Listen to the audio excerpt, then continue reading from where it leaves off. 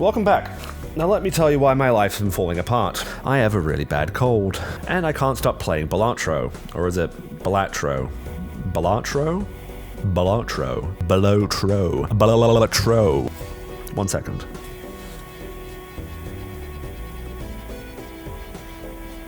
Ah, perfect. Balatro. Thanks to this game, I've been neglecting my work, wife, rabbit, health, probably why I'm sick. All I can think about now is just fishing for a better hand. Balatro takes the well-known game of poker, but adds a nice twist of letting you cheat your balls off. As you play, you'll be opening up booster packs, which can help build your deck to better serve your favorite hands, and even find planet and tarot cards, which can help further push your score and multiplier up. The main way you'll be boosting your score, though, is with jokers. This devilish-looking bastard will help you reach scores that were otherwise unattainable, and he will also ridicule you every time you fail.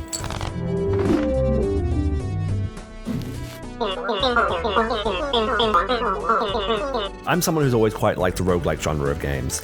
They always offer a lot of replay value since they often encourage you to play the game over and over again with like different permadeath and unlocks as you go.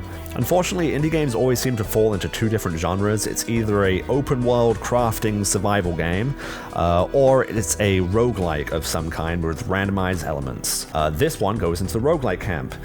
Due to just how oversaturated the market had become with these genres, as much as I love them, I started to kind of move away from them because there's just so many of them. Games kind of like Rogue Legacy or The Binding of Isaac. Binding of Isaac is a game that I've put stupid amounts of time into. Every so often, though, there's an indie game that comes to the table which is able to still have some sort of creative idea, which is still able to stand out from the crowd, as oversaturated as that market is, and Balatro has become one of those gems.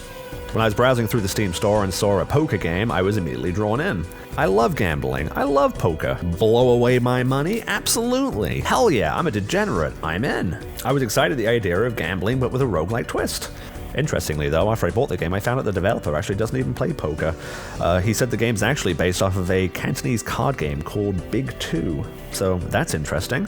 The developer has also gone out of his way to state that he's quite against gambling. So that's quite nice. So, me, I guess. He was aware, though, that poker is something that would draw people in, and that the mechanics behind poker is something that a lot of people would easily understand. The game also has some poker hands that are unique to this game, such as a five of a kind or a flush house. Try playing that in your next poker game. Straight beats two pair. Well, first I will play the strength card to upgrade my card to make a full house, and then I will play the moon to make them all clubs. Flush house. What the fuck is a flush house? If you understand poker, you'll be able to get the hang of this game pretty quickly. The game puts you through a first run where it holds your hand a little bit, so you really understand the basics of fishing for hands and discarding cards you don't need, and using jokers to add a multiplier to your score. Higher scoring hands will help you reach that quicker, so if you have a pair, you should fish for something like a three of a kind or a full house. You also have consumables like tarot or planet cards, which can change your card's abilities or the score multiplier for your hand. Like most roguelikes though, where this game gets really deep, is all about your building your deck. Alright, so for example, on this run, I skip the initial blind, which gives me a tag to get a free rare joker, so my build is going to focus around whatever joker I get. I get this smelly bastard who gives me a tarot card every time I play a hand that has less than $4. So moving forward, I now focus on how I can get better scores with tarot cards. So next round, when I see the fortune teller joker in the store, I buy that as it gives me a +1 multiplier for every tarot card I use this run. Now we start tarot maxing by adding another joker, which gives us a tarot card every time a new blind selected. Lots of tarot cards mean lots of cards being boosted for more chips, and our multiplier goes up the more we use it. And that'll be often, as long as we stay poor.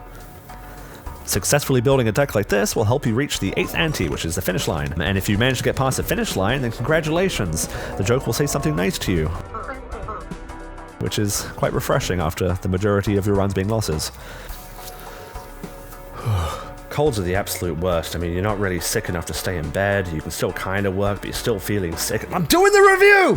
What gives this game such endless replayability, though, is trying to achieve such ridiculously high scores while unlocking a bunch of stuff as you go. There are many different decks you can play with, and each have different unique playstyles. For example, the Abandoned deck is good for building around straights as it has no face cards, or you could roll with a blue deck for an extra hand each round. Others can change things up quite a bit, like the popular plasma deck, which doubles the blinds you need to hit, but also balances your chips and your multipliers before calculating a score, so you will often hit a stupidly high number. With every deck, there's different chip difficulties, with each one getting progressively harder as you go, and I guess the end goal being to get the golden chip on every single deck. There are also a series of challenge modes which set certain rules or start with certain jokers to play with, and a lot of these are pretty creative and fun to try out. While I haven't beaten all the challenges yet in the game, most of my time has been spent trying to get as far beyond the 8th ante as possible. When you do beat the 8th ante, you can start a new round to continue your unlocking spree, or you can go into endless mode, which allows you to continue with your current build as the ante goes up higher into impossibly high goals. Personally, I really love this, as it really lets you gauge like how much you kind of broke the game. Here's a deck I built that was focused on duplicating kings as much as possible until most of the deck was kings. And with the Baron Joker, this means each king in my hand is an additional 1.5 multiplier. Using the Anaglyph deck meant that I was able to duplicate negative Joker tags to keep getting more Jokers to boost my multiplier further, with Jokers copying the Baron skill to push that further, with another copy Joker copying the copy Joker, and a Joker that copies the furthest to the left of that copy Joker. It does get pretty confusing, but by juggling those different cards, you're able to create some pretty ridiculous combos to create some pretty massive numbers, and it's really satisfying to watch play out. Just watching those numbers go up with that pixel fire animation, it makes me feel really good inside. Felt pretty good about the scores I was getting. However, I have been following other YouTubers online. One YouTuber I really recommend if you enjoy Balatro is Balatro University. This guy really knows Balatro, and he's able to get some stupidly high scores. So I really can't brag about my scores because they are nothing compared to this guy. If you want to see some really big numbers, check out his channel. While I do continue to play this game very obsessively to try and get every chip on every deck, I do kind of wonder like how good this game could have been if there was like a multiplayer component to it too.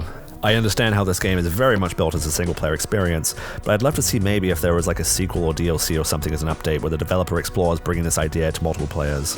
If I was able to play this game with other players, it would give it truly endless replay value for me. And this game is already very replayable. Like, I guess if I had to try and look for a downside to the game, it would be that the music track is always kind of the same thing, but like at the same time, it's kind of a low-key banger, so I'm okay with it. As of posting this review, the game is only $15, and I've also seen it on sale a few times. I've got more than my money's worth with this game. I would give Balatro a solid 9 out of 10. This cold is a good 0 out of 10. Wouldn't recommend. I recommend Balatro though. I especially recommend playing Balatro on the go. If you have a Steam Deck, if you have a Nintendo Switch, having it on either of those platforms is a lot of fun. Playing this game on the go is super addictive. It's something that's really easy to pick up and play for a few minutes and put down. Problem being though is that it's never a few minutes, it's always just one more hand. The developer is also working on bringing this game out for mobile platforms, so looking forward to that because as soon as it comes out on my phone, I know that I will truly get absolutely nothing done. Can't wait. Brilliant. Thanks so much for watching. Please subscribe if you want to see more of my dumb content. Hopefully we'll have the Oblivion review out soon, so stay tuned for that. Get well soon. Thank you. Goodbye.